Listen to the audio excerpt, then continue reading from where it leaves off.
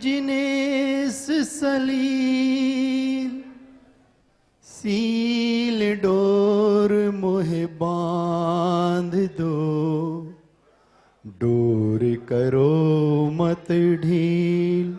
जय बोलो नेमीनाथ भगवान की, जय बोलो पारसनाथ भगवान की, जय बोलो महावीर भगवान की, संत शिरोमणि गुरुदेव विद्यासागर जी महाराज की, परम पूज्य मुनि श्री प्रमाण सागर जी महाराज की, परम पूज्य मुनि श्री विराट सागर जी महाराज की। धर्म मित्रों, सादर जय जिनेन्द्र। आप लोग मौन रहे हैं सब लोग। आज प्रातःकाल भोर की बेला में भगवान अनंतनाथ के दर्शन करके जब मुनि श्री ने विहार किया थंब की नसिया से, तब नीला नभ अपनी संपूर्ण आभा से शोभायमान था। पूरब से लालिमा फूट चुकी थी, पक्षी चहक रहे थे और मुनि श्री जमीन पर दृष्टि झुकाए अहिंसा को देकर आगे बढ़े। जब आमेर में महाराज जी का प्रवेश हुआ तो सर्वप्रथम ही नेमीनाथ भगवान की नसिया में जब नेमीनाथ भगवान के भाव विभोर होकर मुनि श्री ने दर्शन किए, वह नजारा देखने लायक था। उस नजारा की कल्पना आप इस बात से कर सकते हैं, चूंकि मेरे वस्त्र गाड़ी में आगे चले गए थे तो मैंने पीले कपड़े पहनकर शुद्धि करके भगवान का चरण स्पर्श किया, अभिषेक किया। आप सोचिए कि कितनी दिव्य प्रतिमा होगी वो। मैं एक बात कहना चाहता हूं, कोई एक किरण को रोता है, कोई सूरज बांध के सोता है। देश के लाखों लाख जैन आमेर आते होंगे घूमने के लिए, किला देखने के लिए, और बहुत कम जैन हो सकता है कि आमेर के जो 6-7 जिनालय हैं उनके दर्शन करते हो। मैं आज पूरी भारत की जैन समाज से कहना चाहता हूं कि आप, कल महाराज जी ने भी सुबह प्रवचन में कहा था कि आप जब भी भारत आए, जयपुर आए, और विदेश से जो लोग भारत आते हैं वो भारत आए, तब महाराज जी ने कल कहा था कि जयपुर के लिए 6-7 दिन के आसपास समय निकाल कर आए और यहां के मंदिरों के दर्शन करें।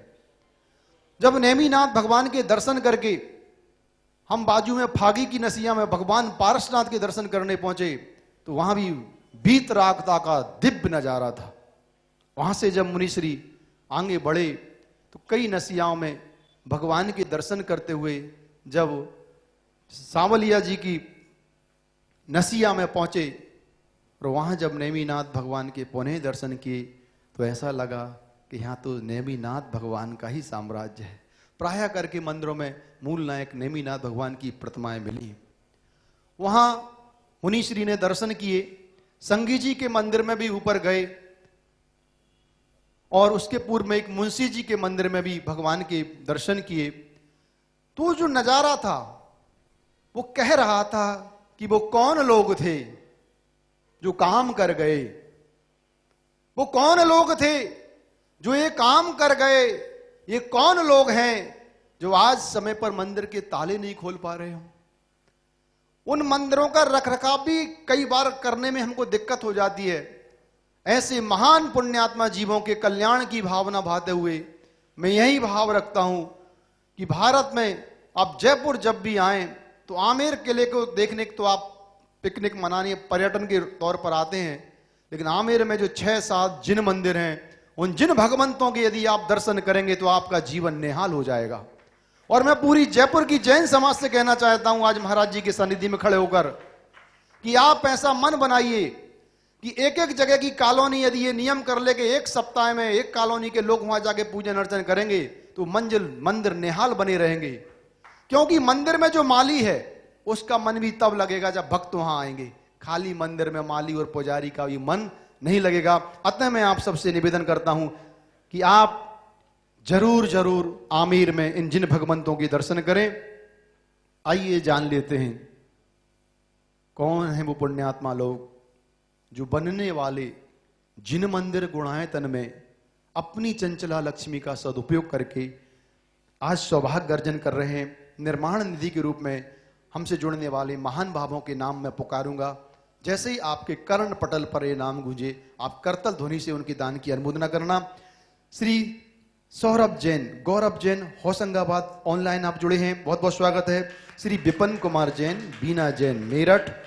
Shri Kapoor Chand Jain, retired joint director शिक्षा विभाग, योगेन जैन, अजमेर, ऑनलाइन। श्री आदित्य जैन, पुत्र श्री जिनेन्द्र कुमार जैन। श्री प्रमोद कुमार जैन, पुत्र स्वर्गीय श्री खेमचंद जैन, नारायणपुर। श्री दिलीप जैन, तेजारा वाले, कानपुर। श्री महेंद्र कुमार जैन, सुशीला जैन, जयपुर। ये सब ऑनलाइन आज इस चीज से जुड़े हैं।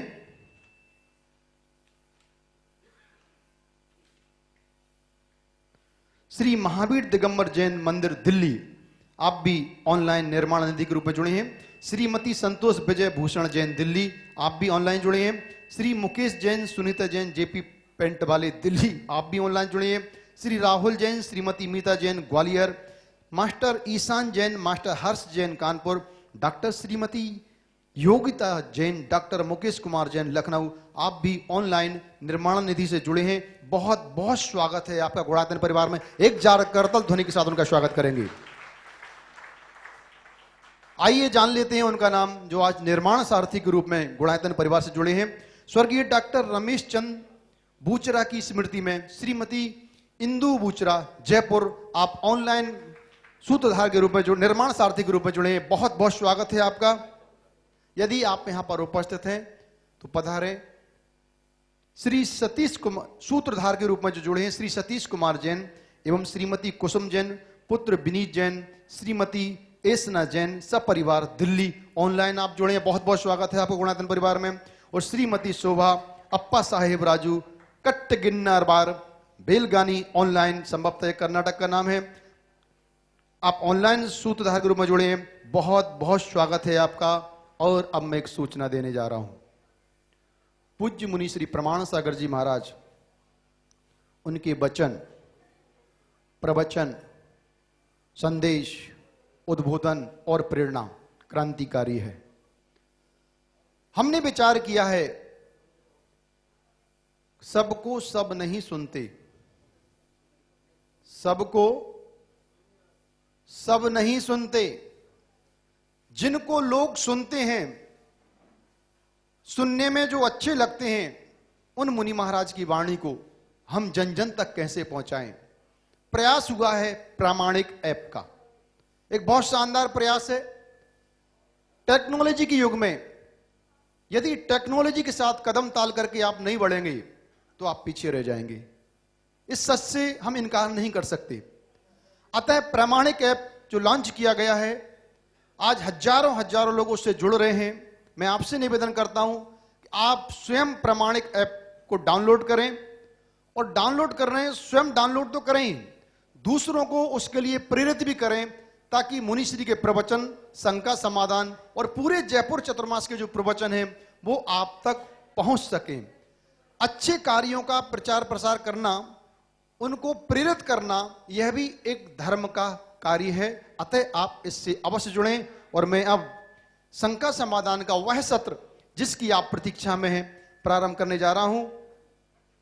मैं पहले प्रश्न के लिए आमंत्रित कर रहा हूं श्रीमती पवनलता बख्शी, जयपुर, वो आगे तैयार रहेंगे। श्री दिलीप जैन, कानपुर, मास्टर प्रतीक जैन, जयपुर, श्री दिनेश जी पापड़ीवाल, श्री विमल कुमार पाटोदी, आप सब तैयार रहेंगे।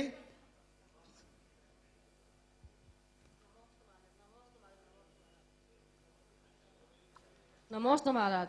मेरे ये प्रश्न है कि महाराज, जीवन को सार्थक बनाने के लिए मौन और मुस्कान की दोनों बातें की बहुत जरूरत होती है। दोनों में क्या अंतर है? शोर मत कीजिए, हाँ बोलिए। जीवन को सार्थक बनाने के लिए व्यक्ति के अंदर मौन और मुस्कान होना जरूरी है, दोनों में क्या अंतर है महाराज जी? मौन और मुस्कान से जीवन में सार्थकता नहीं होती।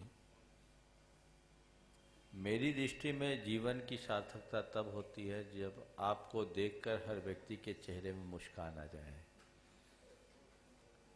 और आपको देखकर किसी का मन उफनता हो, वो भी मौन हो जाए। सच्ची सार्थकता वो है। मतलब इसे दूसरे शब्दों में कहें तो जब मनुष्य अपने व्यक्तित्व को निखारता है तब जीवन की सार्थकता होती है। हमारा जीवन मिट्टी की भांति है। और मिट्टी को मंगल कलश की शक्ल देना ही मिट्टी की सार्थकता है। अपने अकिंचन जीवन को महान बना लेना ही जीवन की सार्थकता है। मनुष्य जीवन को पाकर के मानवता के सार को प्राप्त कर लेना ही जीवन की सार्थकता है। इस जीवन को पाकर जीवन का जश्न उठाना ही जीवन की सार्थकता है। तो ये कहा जाता है मौन और मुस्कान ही जीवन की सार्थकता है। मुझे इसमें कोई खास संगति नहीं दिखती। मौन हो जाना जीवन की सार्थकता नहीं है, अंदर में मौन को प्रकट कर लेना जीवन की सार्थकता है। भीतर का मौन हमारे भीतर तभी प्रकट होगा जब हम अपने सारे विकारों को शांत करेंगे। हमारे भीतर जो भी कोलाहल है वो हमारी दुर्बलताओं की परिणति है। उसे शांत करना जीवन की एक बहुत बड़ी उपलब्धि। मुस्कान का जहाँ तक सवाल है, दूसरों के जिसके खुद के भीतर मुस्कान होता वही औरों के चेहरे पर मुस्कान लाता है। और वो मुस्कान अर्थहीन है कि दिल पर चेहरे पर मुस्कान और दिल में तूफान हो, नहीं। मुस्कान का मतलब है हर हाल में मस्त और संतुष्ट होकर के जीना। तो अपना जीवन ऐसे जिए कि रोता हुआ भी आपके संपर्क में आए तो हंसता हुआ जाए, और उफनता हुआ भी आए तो मौन होकर चला जाए। श्री दिलीप जैन कानपुर। मास्टर प्रतीक तैयार रहेंगे। नमस्ते महाराज जी। एक गाम पति जो होवे सो भी दुखिया दुख कोवे, तुम तीन भुवन के स्वामी दुख मेटऊ अंतर्यामी। महाराज जी इसका अर्थ क्या है? क्योंकि हमारे यहाँ मांगने की प्रथा नहीं है, फिर भक्त उसको याचना कर रहा है। देखो, ये बात सही है कि भगवान के सामने हम मांगते नहीं, याचक बन करके जाना एक दुर्बलता है। लेकिन फिर भी ये एक भक्ति का अंग है। जब हम अपने किसी को अपना आदर्श मान लेते हैं, इष्ट मान लेते हैं, तो जैसे एक बच्चे को कभी तकलीफ होती है तो सीधे माँ के आंचल की ओर भागता है। ऐसे ही भक्त के हृदय की पुकार है। जब कभी भी उसे किसी तरह की तकलीफ होती है तो भगवान के चरणों में जाता है। ये व्यवहार भक्ति है। कौन बोल रहा है? क्या बात है? एकदम शांति से सुनिए। तो ये एक भक्त के हृदय की अभिव्यक्ति है। भगवान देते नहीं है, फिर भी हम कहते हैं भगवान आपके निमित्त से मुझे सब कुछ प्राप्त हुआ। तो ये व्यवहार भक्ति। नमस्ते मास्टर प्रतीक जैन कानपुर। आगे तैयार रहेंगे श्री दिनेश जी पापलीवाल, जो कि गुणायतन के शिरोमणि संरक्षक हैं। नमस्ते महाराज जी। महाराज जी, मैं जयपुर में रहता हूँ। मेरा प्रश्न ये है कि अपने दीपावली पे सब मंदिरों में लड्डू क्यों चढ़ाए जाते हैं? दीपावली पे लड्डू क्यों चढ़ाए जाते हैं, मैंने दीपावली के टाइम में बता दिया है। चलो आगे बढ़ो। श्री दिनेश जी पापलीवाल, गुणायतन के शिरोमणि संरक्षक। गुरुवर के चरणों में बारंबार नमोस्तु नमोस्तु नमोस्तु। गुरुवर, अभी आपका चौमासा खत्म हुआ था और वहाँ पे आप अचानक विहार करके चले गए।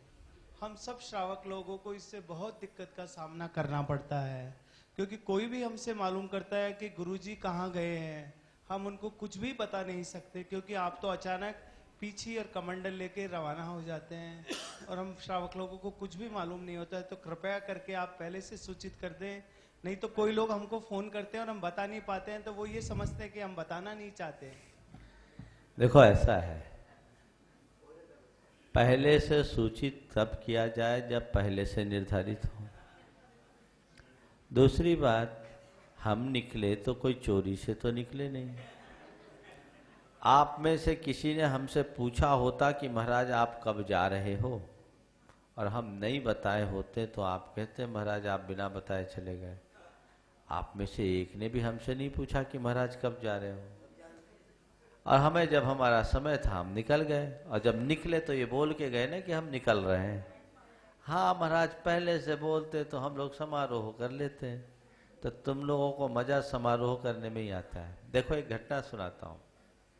हमारे गुरुदेव की हमेशा प्रवृत्ति रही है कि वो बिना बताए विहार करते हैं। फिरोजाबाद में उनका चातुर्मास हुआ, 1975 की बात है। उस चातुर्मास में उन्होंने प्रतिदिन प्रवचन किए, और हर दिन के प्रवचन का जो टाइटल था वो एक दिन पहले डिक्लेयर हो जाता था। नियमित वो प्रवचन कर रहे थे, चातुर्मास संपन्न हुआ, प्राचार्य नरेंद्र प्रकाश जी संचालन करते थे। जब पूछा गया महाराज कल के प्रवचन का विषय क्या है, तो आचार्य श्री मौन हो गए, उन्होंने कुछ नहीं बोला। जब 2-3 बार बोला महाराज जी कल के प्रवचन का विषय, तो कह दिया अतिथि। क्या है कल के प्रवचन का विषय? अतिथि। लोग समझ गए भाई ठीक, कल महाराज जी ने प्रवचन डिक्लेयर कर दिया, अतिथि पर प्रवचन होगा, और लोग तो निश्चिंत हो गए। अब गुरुदेव 7 बजे अपना पीछे कमंडल उठाकर चल दिए। लोग आए तब तक तो महाराज 5-6 किलोमीटर आगे बढ़ गए थे, सब तरफ हड़कंप मच गई, महाराज कहाँ गए, महाराज कहाँ गए। सब पहुंचे महाराज के पास। महाराज जी आज तो आपने प्रवचन के लिए आशीर्वाद दिया था और आप एकदम कैसे चले गए बिना बताए? शिष्य ने कहा मैंने क्या कहा था? आपने कहा था कल के प्रवचन का विषय अतिथि। तो उन्होंने कहा वही तो दे रहा हूं। बोले क्या? बोले अतिथि किसको कहते हैं? जिसके आने की तिथि का पता ना हो और जिसके जाने की तिथि का पता ना हो। 4 महीने मैंने जो प्रवचन दिया वो मैंने मुंह से दिया, आज जो मैं प्रवचन दिया हूं मैं आचरण से दिया हूं, और वो निकल गए। और एक बात बताऊं, सन 2002 में हमारा फिरोजाबाद चातुर्मास हुआ। गुरुदेव ने 4 महीने प्रवचन दिए, वो किसी को याद नहीं था। जो मुंह से बोले उसको सब भूल गए, और जो आचरण से बोले वो हर किसी के जबान पर था कि आचार्य श्री का आखिरी प्रवचन अतिथि पर इस तरीके से था।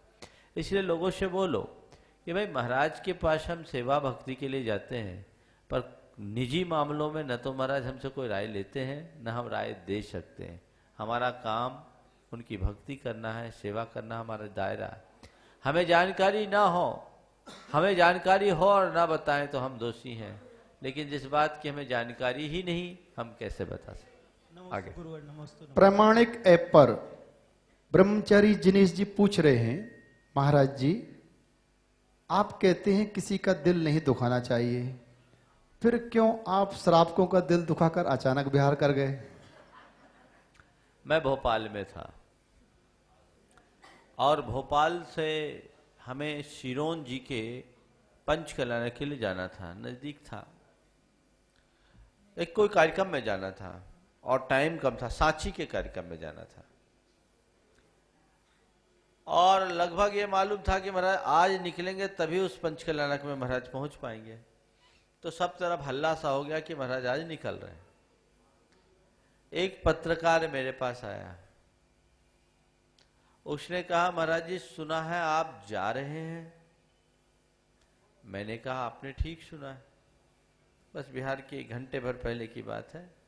महाराज से सुना है आज आप जा रहे हैं। मैंने कहा आपने ठीक सुना है। तो उसने कहा महाराज जी जैन धर्म में कहा जाता है किसी का दिल दुखाना बड़ा पाप है, और आप सबको छोड़कर जाओगे तो लोगों का दिल दुखेगा, ये पाप आपको नहीं लगेगा। दिल दुखाना पाप है, आप लोगों को छोड़कर जाओगे तो लोगों को बड़ा दुख होगा, इसका पाप आपको नहीं लगेगा। मैंने कहा बिल्कुल दिल दुखाना पाप है, और जो छोड़ के जाता है वो दिल दुखाता है, इसलिए तुम हमको छोड़ करके मत जाना। छोड़कर आप जाते हो कि हम? चलिए। श्री विमल कुमार जी पाटोदी गुणायतन के आप संरक्षक हैं। नमस्ते भगवान। मेरा प्रश्न ये है भगवान, हाँ जिन व्यक्तियों को भगवान के माँ बाप, माइक पूरा माइक ठीक करो। जिन व्यक्तियों को पंचकल्याणक में भगवान के माँ बाप का सौभाग्य मिलता है, उनका मोक्ष कितने बाबा के होता है? जिन्हें भगवान के माता पिता बनने का सौभाग्य मिलता है वो निश्चित रूप से भाग्यशाली हैं। उनके मोक्ष में कितने भाव बाकी हैं ये आधिकारिक तौर पर तो मैं नहीं कह सकता, लेकिन मैं इसे एक पंक्ति में इतना ही कह सकता हूँ, जिनका भवितव्य अच्छा होता है उन्हें ही ऐसे संयोग मिलते हैं। और केवल नाटक के माता पिता मत बनो, भावों से माता पिता बनो तो बहुत जल्दी कल्याण हो सकता है। श्रीमती अनिला जैन, श्री जे के जैन तैयार रहेंगे। जब तक आप पा रहे हैं, मैं एक प्रामाणिक ऐप पर सूरत से प्राप्त प्रश्न पूछ रहा हूं महाराज जी से। श्रीमती पुष्पा देवी जैन, धर्म पत्नी स्वर्गीय श्री प्रसिद्ध समाज सेवी ओम प्रकाश बाबूजी की धर्म पत्नी, पूछ रही हैं महाराज जी सब ठीक चल रहा था, जीवन में खुशियां ही खुशियां थी, महाराज जी की अगवानी की हम तैयारी में थे। हमारे पतिदेव सुबह उन्होंने शांति धारा की, पूज्य गुरुदेव के दर्शन किए और मंगल आशीष लेकर चतुर्मास का सूरत वापस आ रहे थे। रास्ता पूर्ण होता उसके पहले ही उनके दिल की धड़कन रुक गई। कृपया बताएं महाराज जी, वो गुरु के पास से आ रहे थे और मुनि जी के पास आ रहे थे, बीच में उनका मरण हुआ, उनकी गति क्या हुई होगी? देखिए, आना जाना तो लगा हुआ है। किस जीव की आखिरी सांस कब पूरी हो जाए कोई पता नहीं। ओम प्रकाश जी बाबूजी धर्म और समाज के क्षेत्र में एक समर्पित शख्स थे। उनका काफी बड़ा योगदान। उनकी अंतिम सांस कहीं भी निकल सकती थी, लेकिन वे भाग्यशाली हैं कि आखिरी दिन भी गुरु से आशीर्वाद लेकर निकले और आखिरी दिन भगवान की शांति धारा अपने कर कमलों से उन्होंने संपन्न की। यह उनके सद्भाग्य का प्रतीक है। अब रहा सवाल, एक अच्छे उद्देश्य से मुनि संघ के चतुर्मास का निवेदन लेकर और उनका आशीर्वाद लेकर के वो लौट रहे थे और बीच में उनकी यात्रा पूरी हो गई। ये संसार है। आप पूछ रही हैं उनकी कौन सी गति होगी? अच्छे परिणाम से जाने वाले जीव की नियमतः सदगति ही होती है।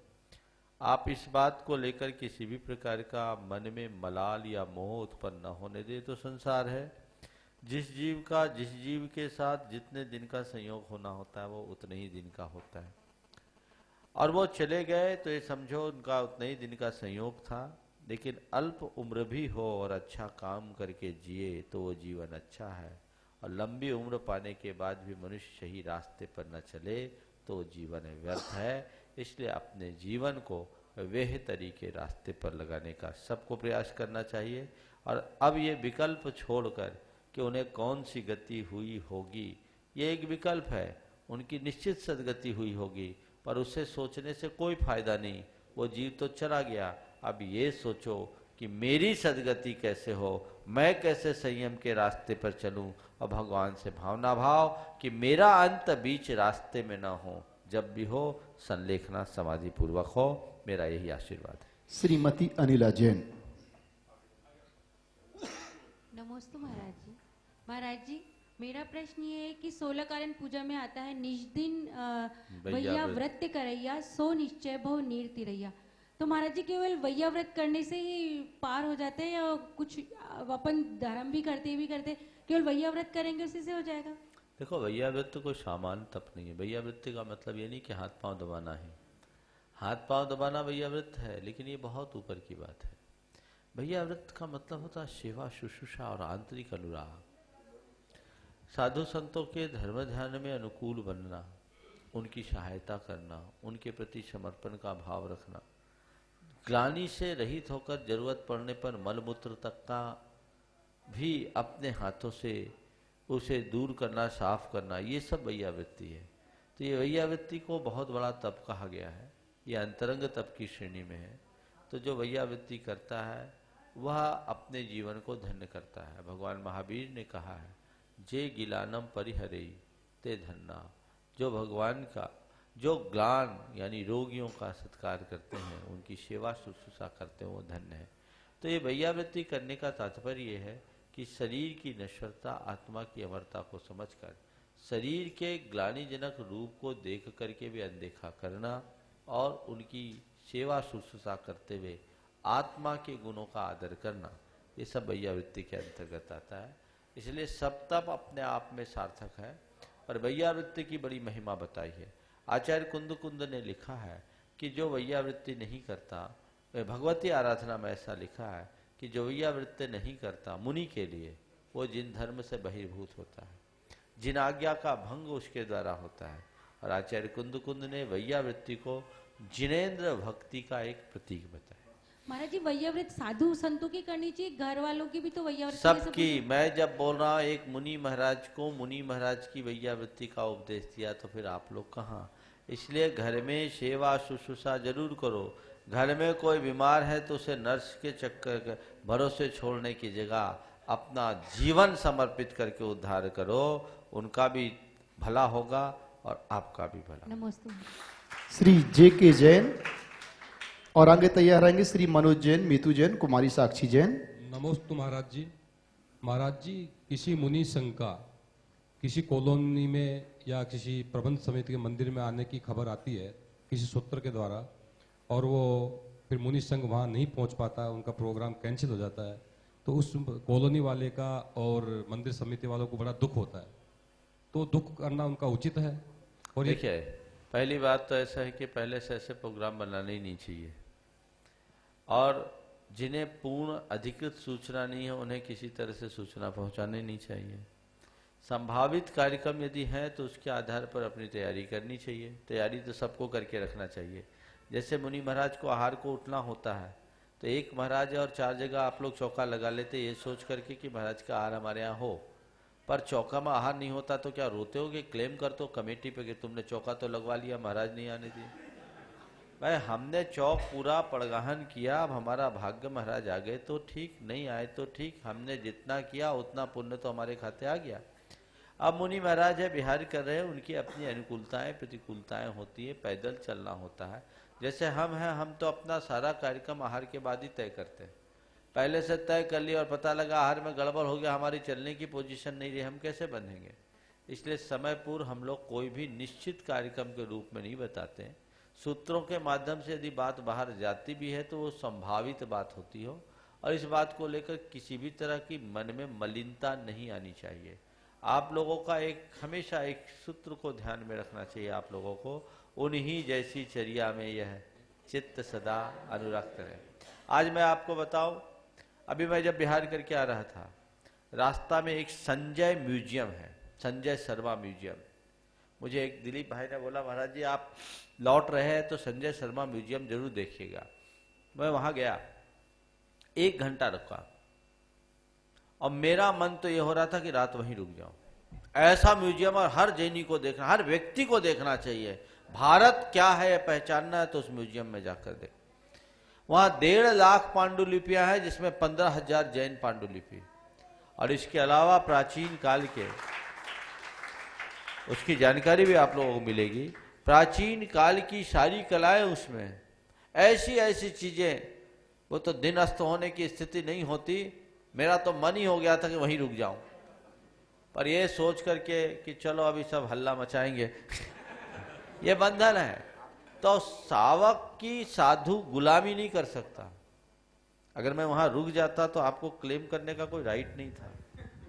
मैं रुका, मुझे लगा कि ये जगह, आज मैं और जगह गया सुबह से, आज बहुत अच्छा योग लगा। थम्ब की नशिया से निकला और आमेर के जिनालयों के भव्य जिन प्रतिमाओं के दर्शन किया। नेमिनाथ जिनालय में नेमिनाथ भगवान की जो प्रतिमा के दर्शन किए, ध्यान मुद्रा में दीर्घ उष्णीश युक्त, उष्णीश होता है सिर में जुड़ा बना हुआ, और ऐसी ध्यान मुद्रा की प्रतिमा मैंने कहीं नहीं देखी जिनकी गर्दन हल्की सी झुकी हो, क्योंकि ध्यानस्थ साधु की नासा दृष्टि में गर्दन भी झुकी होती। मन गदगद हो गया, आनंद आ गया। हम लोग आज वहाँ के 5-6 नशियाओं के दर्शन किए, वहाँ के मंदिर में, नेमिनाथ मंदिर में, फागी के मंदिर में, मुंशी जी के मंदिर में, और वहाँ मालूम पड़ा कि वो मुंशी जी राजा के मुंशी थे, और उन्हें किसी बात से कोई राजा प्रसन्न हुआ तो उनसे पूछा क्या चाहते हो? बोले कुछ नहीं चाहते, हमको भगवान का मंदिर बना दो। क्या सोचते? संघी जी का मंदिर, जहाँ भगवान निकले, हमें मंदिर यहीं बनाना है, और इतना विशाल मंदिर। और नेमिनाथ जी का, सांवला जी का मंदिर, उसी में जो बगल में एक बख्शी जी का मंदिर है, देख के मन गदगद हो गया। ये चीजें आज वहाँ जो चैत्यालय जिनके दर्शन नहीं होते, यदा कदा होते, 3 साल बाद आज उस चैत्यालय को निकालने का भी कार्यक्रम बन गया और दर्शन हो गए। अब टाइम होता, पहले सोच रहे थे लोग कि यहाँ से आगे और रुकेंगे, अब हमारे पास उतना ही टाइम हो गया। तो ये सब चीजें हैं, इसलिए हम लोग पहले से कोई कार्यक्रम निर्धारित नहीं करते। यदि कोई चर्चा हो भी तो वो संभावित चर्चा होती है। हम अनिश्चय की दशा में निश्चित भाषा का प्रयोग कभी करते नहीं। हाँ, आप लोग उसे संभावित मान लेते हैं और ये व्हाट्सअप सब जगह फैला देते हैं, तो हम क्या करें? व्हाट्सअप करने वाले आप, कराने वाले आप। आपका काम होना ये चाहिए कि आप व्यवस्थाएं बना के रखें, लेकिन साधु संतों की भी अनुकूलताएं देखें, और उनकी अनुकूलता के अनुरूप ही अपने कार्य संपन्न करेंगे तो अच्छा होगा। मन में मलिनता लाने की कोई आवश्यकता नहीं। खजांची की नशिया वाले भी आज तैयारी करे हुए थे, लेकिन हमारा तो यहाँ आना ही मुश्किल हो रहा था। यहाँ आना ही मुश्किल हो रहा था तो वहाँ कहाँ। तो ये सब भावना भाव। अब जयपुर है, मैं जयपुर में घूम रहा हूँ तो मुझे लग रहा है जयपुर के लिए तो 1 बरस भी कम है, लेकिन जयपुर वालों को घबराने की जरूरत नहीं है। अभी हम राजस्थान में हैं, अभी तो आए हैं। जितना मैं घूम रहा हूँ जयपुर और जयपुर की संस्कृति को समझ रहा हूँ, बहुत अच्छा लग रहा है। आपका पुण्योदय होगा, फिर योग बनेगा। मैं एकदम वचन तो नहीं दे सकता, लेकिन हम लोग कहीं से निषेध तो नहीं कर रहे हैं। भावना भानी चाहिए। आगे के जो कार्यक्रम निर्धारित है, निर्धारित यानी हम लोगों ने जैसा सोच रखा है उसके अनुरूप जिसको जितना अधिक से अधिक समय देने का योग बन रहा है देना हम लोग चाहते भी हैं, लेकिन हमें गुरु आज्ञा भी देखनी है, आगे के कार्यक्रम भी देखने हैं। इसलिए इन सब चीज़ों को ध्यान में रखकर एक ही पंक्ति में उन्हीं जैसी चर्या में यह चित्त सदा। और जिनको जिनको लाभ लेना था 4 महीने से भट्टारक की नशिया में तो ले ही लिया। भावना होती है कि गुरु का के चरण हमारे घर पड़े, हमारी नगरी में पड़े, जिनाले में पड़े, वहाँ लाभ हो, लेकिन सब चीज़ की सीमा है। और जयपुर की तो कहानी ये है कि कदम कदम पर मंदिर। आज सुबह से 7 नशिया के दर्शन कर लिए, 8वां सामने, 9वां लाइन में लगे, 9वीं नशिया लाइन में लगी। तो ये कितनी नशिया है, बहुत आनंद भी आता है। ये इस बात का द्योतक है कि तुम्हारे अंदर उन पूर्वजों का खून है जो अर्थ से ज्यादा परमार्थ को महत्व देते थे। अपने आत्म गौरव को जगाओ। तुम्हारे पूर्वजों ने पैसा कमाया तो उसे पाप में नहीं लगाया, परमार्थ में लगाया और अपने जीवन को अमर बना दिया। आज इतनी बड़ी बड़ी धरोहर तुमको सौंप दी है जिसकी तुम कल्पना भी नहीं कर सकते। इसे संभालो। कितना बड़ा त्याग उनने किया। हम उस परंपरा में जन्म लेने वाले और जीने वाले लोग हैं जहां खुद रूखी रोटी खा करके भगवान के आगे घी की ज्योत जलाने की परिपाटी है। ये सोचो, उस परंपरा में हमने जन्म लिया है। पुराने लोग पैसा कमाते थे, पुण्य में लगाते थे, पाप में नहीं लगाते थे। आज तुम लोग पैसा कमाते हो तो पाप में लगाते हो, विदेश घूमने में लगा देते हो। कहाँ जाते हो? रास्ते में आ रहा था तो बोले महाराज जी यहाँ ऐसे ऐसे होटल है कि एक रात का 3 लाख 4 लाख रुपया उसका खर्चा होता है। एक बोला 22 लाख रुपए का भी कोई पैकेज है सूट का। तो ये कहाँ जा रहा है तुम्हारा पैसा? अच्छे कार्य में लगाओगे, जीवन की उन्नति होगी। पाप में लगाओगे, आत्मा का पतन होगा। श्री मनोज जैन, मीतू जैन। महाराज के चरणों में त्रिबार नमोस्तु। महाराज जी, जयपुर से मैं मनोज जैन। मेरी कुछ शंकाएं हैं, वो मैं आपसे एक हाँ। महाराज, शंका वही है जो आप अभी शुरुआत में जो ब्रह्मचारी जी ने जो बात कही कि जयपुर से सब लोग आए कॉलोनी वाइज और आके मंदिरों के दर्शन करें या पूजन भजन करें, जिससे इन मंदिरों का जो ऐतिहासिक धरोहर है समाज की, कि 300 500 साल पुराने मंदिर हैं ये, जिनको संभालने वाला भी आज की तारीख में कोई नहीं है। वो की वो स्थिति जिस जगह आप अभी प्रांगण में आप मौजूद है महाराज शिव जी गोता की नसिया में, ये 5 बीघा जमीन पे बना हुआ 205 साल पुराना ये स्थान है। इस स्थान की महाराज मैं क्या बताऊं आपको, हम लोग व्यवस्था करने की काफी कोशिश कर रहे हैं, लेकिन जो यहाँ मालिक किसी 50 साल पहले जो हुआ करता था उसी ने खेत के कब्जा करके 5 बीघा जमीन पे कब्जा कर रखा हमारे यहाँ पे। और अपने दिगंबर जैन समाज में कोई भी ऐसी संस्था नहीं है कि जहाँ पे हम लोग जाकर के ये बोल सकें कि आज अपने समाज की इतनी बड़ी धरोहर अरबों रुपए की संपत्ति है जिस पे जाकर के हम लोग ऐसी बात है। ये इस शंका समाधान का विषय नहीं है। मैं आप सबसे कहना चाहता हूँ, आपसे और आपके माध्यम से उन तमाम लोगों से जिनके हाथों में विभिन्न धर्मायतनों की रक्षा सुरक्षा का भार है। आपको पूर्वजों ने कोई धरोहर सौंपी है तो ये आपकी नैतिक जिम्मेदारी होती है, उसकी संभाल करें और आप उसे संभालें। जिन लोगों ने इन्हें संभाला है वे लोग भी बड़े साधुवाद के पात्र हैं। समय काल की परिस्थिति में यदि किसी की कोई कुनियत हो तो ऐसा नहीं है, सबका इलाज है, उपचार है। सुप्रीम कोर्ट तक की बहुत सारी ऐसी नजीरें हैं जिनका आप उपयोग करें तो आपके मालिकाना हक को कोई छीन नहीं सकता। समाज को चाहिए कि मिलजुल करके इस कार्य को करे और आप इस बात को सही मंच पर रखें, लेकिन इसे ढील न छोड़े और कहीं कहीं इस तरह का अनधिकृत कब्जा न हो सके। और जहां कब्जा है कैसे मिलजुल करके उसे ठीक किया जा सकता है, कानून की सीमाओं के भीतर रहते हुए हमें इस पर विचार करना चाहिए। महाराज जी आगे बस, ये मंच उसके लिए नहीं है। नहीं, मैं मंच वाली बात पूछना चाहता हूँ महाराज। हाँ। मैं ये पूछना चाहता हूँ कि आज के समय में समय किसी के पास भी नहीं है। आज के 25 से 30, 40 साल, 50 साल पहले लोग यात्राएं किया करते थे, समय निकालते थे। आज अगर सम्मेलन जाना है तो ट्रेन का टिकट बुक कराएंगे। देखिए बात हाँ, को मैं शॉर्ट में बताता हूँ आपको कि आप आपकी बात समझिए, आप बैठिए, एक प्रश्न से ज्यादा मत लीजिए, दूसरे को दीजिए। बस मैं इतना कहना चाहता हूँ, जिनके पास समय नहीं हो, ध्यान से सुनना, जिनके पास समय नहीं हो वो कभी ऐसी संस्थाओं का प्रबंध अपने हाथ में न ले जिन्हें संभाल न सके। हमेशा उनको दो जो समर्थ हो और श्रद्धा के साथ उसे संभालने में लगे। आज के समय में हमारे परिवार को एक युग चलाने के लिए हमें क्या प्रयास करना चाहिए ताकि बच्चों में अच्छे संस्कार डल सके? महाराज इस शंका का समाधान दीजिए। देखिए, घर परिवार को एकजुट बनाए रखने के लिए मैं दो चीजें कहता हूँ, सहिष्णुता और उदारता। एक दूसरे को आप झेलो और एक दूसरे के प्रति उदार हो। आप जितना एक दूसरे के प्रति सहनशील बनेंगे आपका जीवन उतना मजबूत बनेगा। और उदारता को अपना करके चलना चाहिए। ये उदारता अगर आपके साथ बनी रहेगी तो निश्चित रूप से वह एक अच्छी बात होगी। आगे नमोस्तु महाराज। नमोस्तु। साक्षी जैन। नमोस्तु नमोस्तु नमोस्तु मुनिश्री। मुनिश्री, मेरा प्रश्न यह है कि जो लोग मंदिर आदि बनवाते हैं, श्री जी विराजमान करवाते हैं, यदि उन्होंने कोई ऐसा कर्म किया कि जिसकी वजह से उनको निगोद नरक आदि जाना पड़ा, तो क्या वहां पर भी उनको पुण्य मिलता रहता है क्या? और कितने भव के बाद उनको मोक्ष पद की प्राप्ति होती है? देखिए, मंदिर आदि का निर्माण करने का भाव उन्हीं जीवों को होता है जिनकी भवितव्यता बहुत अच्छी होती है। मंदिर आदि के निर्माण के बाद नरक निगोद जाना पड़े ऐसा निषेध तो नहीं करता, लेकिन ऐसी संभावनाएं बहुत कम होती होगी। रहा सवाल उस जीव को पुण्य कितना मिलता है। लिखा तो जरूर है कि कोई व्यक्ति मंदिर बनाता है तो उस मंदिर में जितने लोग पूजा अर्चा करते हैं उनकी पूजा अर्चा के पुण्य का एक हिस्सा उनके पास चला जाता है। अब रहा सवाल, ये हिस्सा हर भाव में जाता रहता है कि जिस भाव में बनाया उसी भाव में आ जाता है, इसका खुलासा आगम में नहीं।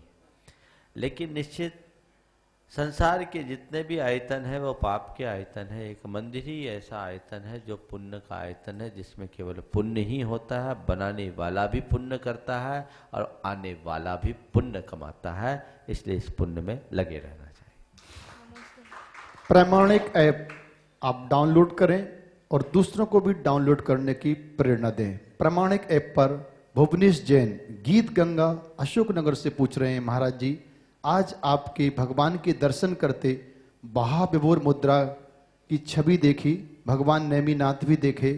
मेरा प्रश्न ये है कि महाराज जी मूर्ति की भव्यता में शिल्पी, प्रतिष्ठाचारी और आचार्य भगवान का क्या योगदान होता है? कैसे एक मूर्ति भव्य बनती है? देखिए, मूर्ति तो शिल्पकार बनाता है और शिल्पकार में यदि कुशलता हो, दक्षता हो तो उसमें एक अतिरिक्त आकर्षण होता है।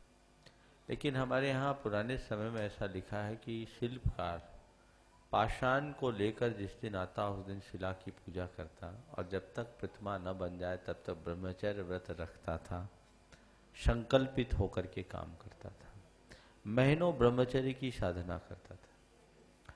और वहाँ अगर प्रतिष्ठाचार योग्य हो, सही विधि विधान के साथ उस प्रतिमा की प्रतिष्ठा कराए, सही मुहूर्त में कराए तो उसका प्रभाव होता। और सूर्य मंत्र देने वाले आचार्य की जितनी उच्च साधना और विशुद्धि हो, प्रतिमा पर उससे उतना ही प्रभाव पड़ता है।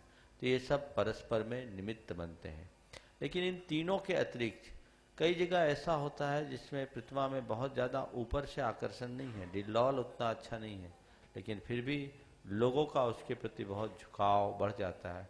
तो जिस जगह लोग विशेष श्रद्धा और भावना के साथ जिन प्रतिमा आदि को विराजमान करते हैं उनके साथ भी ऐसी स्थिति बन जाती है। आगे श्री सुशील जी पहाड़िया जयपुर और आगे तैयार रहेंगे श्री राजेंद्र बाकलीवाल, मास्टर कृष्ण जैन, श्री मनोज जैन। नमोस्तु।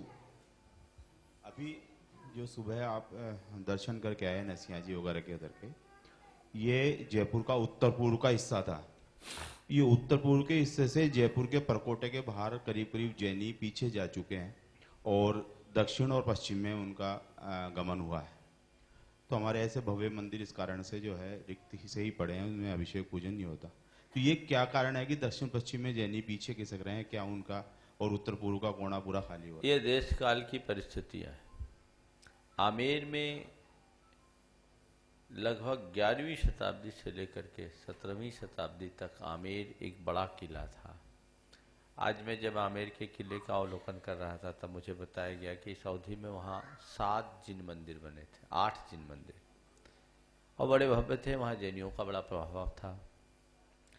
जनसंख्या बढ़ने के कारण, आबादी बढ़ने के कारण जयपुर, आमेर राज्य जयपुर में आ गया, जयपुर बस गया, जैन लोग जयपुर आकर के बस गए। पुराने समय में जब जयपुर बसा तो जयपुर अपने हिसाब से बसा और सारे जैन लोग जो जयपुर राज्य में बड़े प्रभावशाली स्थिति में थे वो जयपुर की खास इलाके में रहने लगे। वो पॉश एरिया माना जाता था उस जमाने का। अब समय बदला। पहले तो आज की तरह वाहन की उतनी सुविधा थी नहीं, घोड़ा गाड़ी पर ही लोग जाते थे, उस हिसाब की सड़कें ठीक थी। अब शहर का विस्तार होता गया, परिवार का विस्तार होता गया, इधर बहुत कंजेस्टेड लगने लगा, तो लोग अपनी सुविधाओं को देखते हुए दूर जाने लगे और वो बढ़ता गया। इसका संबंध मैं किसी पुण्य पाप या किसी वास्तु से नहीं जोड़ता। इस समय का अपना प्रभाव, देश काल की परिस्थितियां इसे प्रभावित करती। जिस जमाने में राजा रजवाड़े का युग होता था तो शहर के बाहरी हिस्से में सबसे कमजोर लोग रहा करते थे और शहर के बीच के हिस्से में मजबूत लोग रहते थे। आज ये स्थिति हो गई कि प्राइम लोकेशन सड़क की लोकेशन मानी जाती है और बीच की लोकेशन को कोई पूछता नहीं। तो ये समय काल का प्रभाव। श्री राजेंद्र जी बाकलीवाल, मास्टर कृष्ण तैयार रहेंगे। महाराज श्री सशत बंधन करता हूँ महाराज श्री आपको।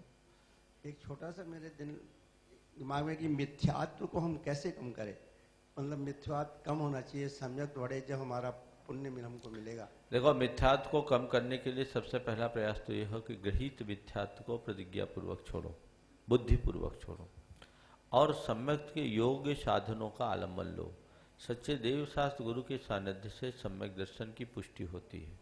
जिनेंद्र भगवान की पूजा और गुरुओं की आराधना सम्यक वर्धनी क्रिया कहलाती है। तो देव शास्त्र गुरु के चरणों में अपने आप को समर्पित रखें, स्वाध्याय करें, आत्मचिंतन करें। ये सारे सम्यक दर्शन के पोषक और मिथ्यात्व के भंजक निमित्त हैं। नमस्ते महाराज। मास्टर कृष्ण जैन। नमोस्तु महाराज जी, मेरा नाम कृष्ण जैन है।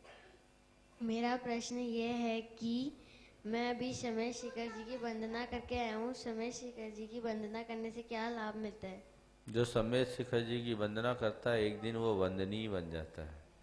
कहते हैं ऐसा तीर्थ क्षेत्र है जिसकी वंदना करने से, एक बार वंदना कर लेने पर 203 करोड़ उपवास का फल मिलता है। भाव सहित बंदे जो कोई, ताहे नरक पशु गति नहीं हुई। जो भाव सहित सम्यक दर्शन की वंदना कर लेता है वो मर करके नरक नहीं जाएगा, पशु नहीं बनेगा, उसके जीवन का उद्धार हो जाता है। पर कब? जब तुम भाव सहित वंदना करो तब। समझ गए? तो भाव सहित वंदना की है, इसका पता कैसे चलेगा? इसका पता तब चलेगा जब वंदना करने के बाद तुम्हारी धर्म की श्रद्धा और बढ़ी हो। तो श्रद्धा बढ़ी, बुराइयों को छोड़ा हो और अपने विचारों में पवित्रता लाए हो तो समझ लेना हमारी सदगति पक्की। चलो। श्री मनोज जैन, मास्टर हिमांशु जैन, कुमारी ललिता जैन तैयार रहे। नमस्ते महाराज, मैं मनोज जैन साइवाड़ से। मेरा प्रश्न यह है कि मेरे कुछ जैन मित्र धर्म से भटक रहे हैं। हाँ। वो ये कहते हैं कि परमात्मा सिर्फ एक है, शिव परमात्मा है, बाकी सब देव हैं। महावीर भगवान, पार्श्वनाथ भगवान, नेमिनाथ भगवान सब देव हैं, ये परमात्मा नहीं है। और जो अपने शास्त्रों में जो पूजा आती है उसमें शिवपुर, ब्रह्मा और ये सब तर्क करते हैं, मैं उनका जवाब नहीं दे पाता हूँ। देखो, ऐसा है कि उनके हिसाब से उनको बोलना कि जैन धर्म में किसी अनादि सिद्ध परमात्मा की मान्यता ही नहीं है। जैन धर्म में ऐसा कोई परमात्मा नहीं है जो अनादि से परमात्मा है। जैन धर्म के अनुसार हर आत्मा परमात्मा है। आत्मा परमात्मा बन सकता है बशर्ते अपने भीतर की शक्तियों को प्रकट करे। जैसे सोने के पाषाण में सोना होता है और सोने को तपाकर गलाकर उसके भीतर के स्वर्ण को प्रकट किया जाता है, वैसे ही आत्मा में अनादि से कर्म भरे हुए हैं। उन कर्मों को त्याग तपस्या के बल पर जब हम दूर कर लेते हैं तो हमारी आत्मा का शुद्ध स्वरूप निखरता है, वही परमात्मा है। चाहे ऋषभ देव से लेकर महावीर पर्यंत 24 तीर्थंकर हो या अन्य वे महान आत्माएं जिन्हें हम भगवान के रूप में पूजते हैं, वे कभी हमारी तरह एक इंसान थे। उन्होंने अपनी साधना के बल पर अपनी आत्मा का अंतर मंथन किया और अपने भीतर के परमात्मा तत्व को प्रकट किया, तो हर आत्मा परमात्मा बन जाता है और वो परमात्मा स्वरूप का नाम ही शिव है। शिव यानी कल्याण, पर ऐसा कोई अनादि शिव नहीं है। शिव हम भी बन सकते हैं, बस उनसे ये कहो हमें किसी शिव से मिलना नहीं है, अपने भीतर शिव को प्रकट करना है, और वह हमारी बीत राग अवस्था का नाम है। मास्टर हेमांशु जैन। नमस्तु महाराज, नमस्तु। मेरा प्रश्न ये है कि नमोकार महामंत्र का क्या अर्थ है? नमोकार महामंत्र का अर्थ ऐसा महामंत्र जिसमें नमस्कार किया गया हो। किनको? पंच परमिष्टि को, अरहंत को, सिद्ध को, आचार्य को, उपाध्याय को, साधु। कुमारी ललिता जैन, श्रीमती मुन्नी देवी जैन, श्रीमती माया जैन, श्रीमती मंजुलता जैन क्रम से तैयार रहेंगे। आप जब तक आ रहे हैं, प्रामाणिक ऐप पर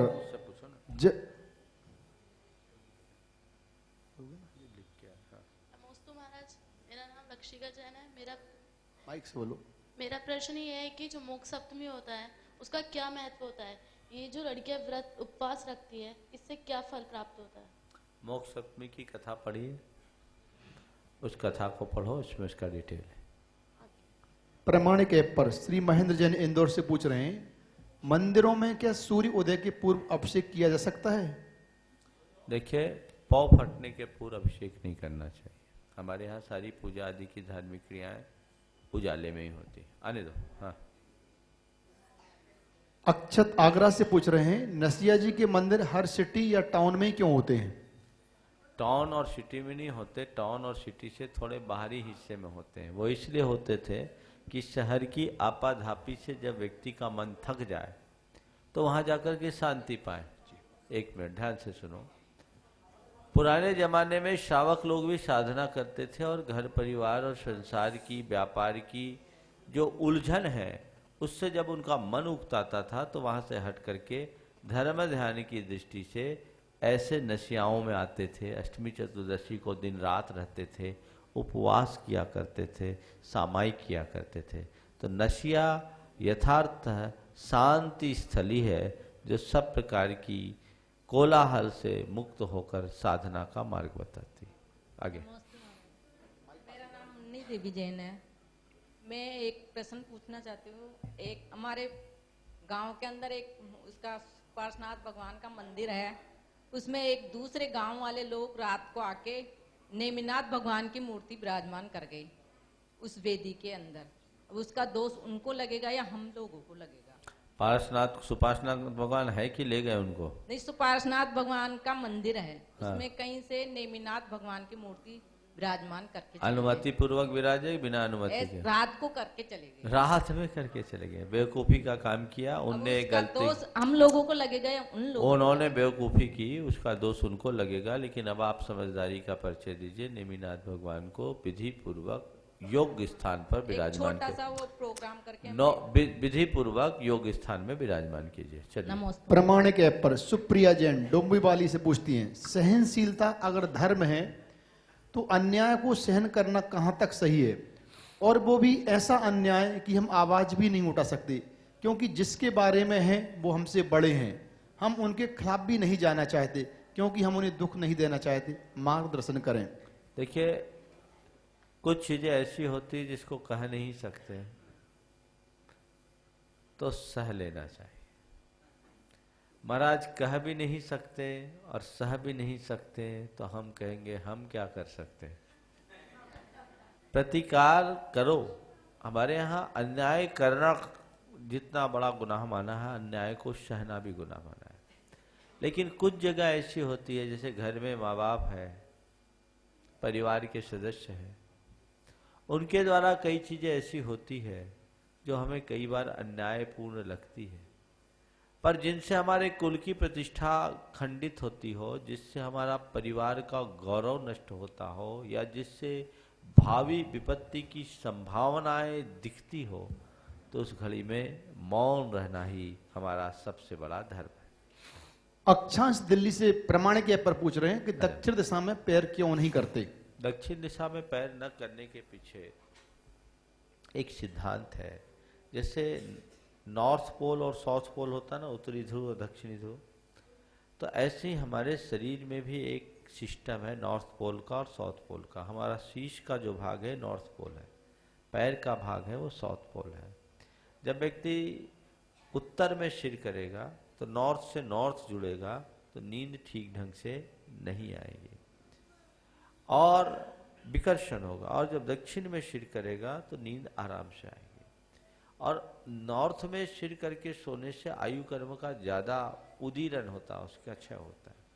हमारे शास्त्रों में ऐसा बताया कि जब किसी की समाधि होने को होती है और उनकी उल्टी सांसें दिखने लगती है, तो उस समय उस छपक को यानी उस साधक को हम लोग उसके सिर को उत्तर की तरफ कर देते हैं, पांव दक्षिण की तरफ कर देते हैं, ताकि प्राण आसानी से निकल जाए, जल्दी निकले। इसलिए उत्तर सिर करके नहीं सोना चाहिए, दक्षिण सिर करके सोना चाहिए। आने दो। श्रीमती माया जैन। नमोस्तु गुरुदेव। नमोस्तु गुरुदेव। गुरुदेव, मेरा प्रश्न पीछी परिवर्तन के दिन को लेकर है। पीछी परिवर्तन के दिन हमने जो आपको नियम संयम लिख के दिए थे कि हमारे ये नियम है, उसमें हमने जो परिग्रह हमारे पास नहीं था उसमें भी हमने बढ़ा के लिख दिए, बल्कि जो हमारे पास नहीं है उससे भी ज़्यादा हमने लिख दिया। और जब देखा कि वहाँ पे लोग बाग बहुत वजन घटा रहे थे अपना, तो हमें बहुत गिल्टी फील हुई कि हमने तो बल्कि नहीं था तो ज़्यादा लिख दिया, और जिनके पास ज़्यादा है वो तो घटा रहे हैं आज। तो हमें बहुत इल फील हुआ महाराज जी, और हमें ऐसा लगा कि ये हमारे कौन से कर्म के उदय से ऐसा हुआ। कोई बात नहीं, अच्छा है आपने कम से कम सोचा, तो आके उसको रेक्टिफाई कर लेना। श्रीमती मंजुलता जैन, श्री मुकेश जैन, श्रीमती सरिता काला तैयार रहेंगे। नमस्ते महाराज। 3 मिनट। महाराज जी, मैं डॉक्टर शालिनी गुप्ता हूँ, आपसे मिल चुकी हूँ। मेरे सामने कभी कभी ऐसी स्थिति आती है कि मैं समझ नहीं पाती कि मुझे क्या करना चाहिए। जैन धर्म में भ्रूण हत्या को गलत माना गया है, लेकिन कभी कभी मेरे पास बहुत गरीब मरीज आते हैं जो जैसे पति शराब पीता है या महीने की आय बहुत कम है लोगों की, और पत्नी गर्भ धारण कर जाती है, पहले से ही 4 बच्चे हैं। अब वो गिड़गिड़ाते हैं कि आपका आशय मैं समझ गया। हाँ। ऐसी स्थिति में भी किसी की हत्या करने का पाप आप अपने हाथ, ऐसा करके अपने हाथ काले मत करो। आप बिल्कुल सही है। उनको सुझाव दो, समझाओ। हाँ, क्या सुझाव दें? अगर हमारे कि तुम पहले से कॉशियस रहो, इस तरह की घटना ना हो, थोड़ी और मेहनत मजदूरी कर देना। वो जो बच्चा तुम्हारा आ रहा हो सकता है उसके भाग्य से ही तुम्हारे जीवन का उत्थान हो जाए, लेकिन किसी को मारो नहीं। पिछले जन्म में तुमने कुछ बुरा किया, इस कारण तो आज दरिद्रता और दुर्गति पाई है। ये पाप करोगे तो और न जाने कहाँ होगे। तो उसको अच्छी तरीके से मोटिवेट करो, वो मान जाए तो ठीक, न माने तो अपने आप को किनारे कर लो। किसी के प्रति संवेदना और सहानुभूति का मतलब ये नहीं कि हम किसी की हत्या करवा दें। हमारी अगर किसी के प्रति यथार्थ संवेदना है, सहानुभूति है, तो इतना कर सकते हैं कि हम उनकी परवरिश में कुछ सहयोग कर दें। ये एक अलग चीज़ है, लेकिन इस तरह के नकारात्मक तरीके से कोई सहयोग नहीं देना। श्रीमती मंजुलता जैन। महाराज जी, मैं आपसे भट्टारक जी की रसिया में मिली थी, उसके बाद मुझे बहुत आराम है। आपने मेरे को इतना अच्छा सुझाव दिया, इतना अच्छा मेरा दिमाग को सही कर दिया। आपने प्रवचन में भी मेरा प्रसंग सुनाया है, ऐसा मेरे परिवार वालों ने हाँ, मैंने बोला कुछ था। दिन पहले बोला था, ये वो ही है। इनका चेहरा देख लो कितना खिला है। आई थी तो एकदम कुमलाई हुई थी। अब मैं इतना ही कहता हूँ, अपने आप को संभाले रखना। इस प्रकार आज के शंकर समाधान का सत्र पूरा हो गया। मैं अपनी वाणी को परम पूज्य गुरुदेव के चरणों में नमन अर्पित करते हुए यहीं पर विराम देता हूँ। बोलिए परम पूज्य आचार्य गुरुवत्स विद्यासागर जी महाराज। सभी लोग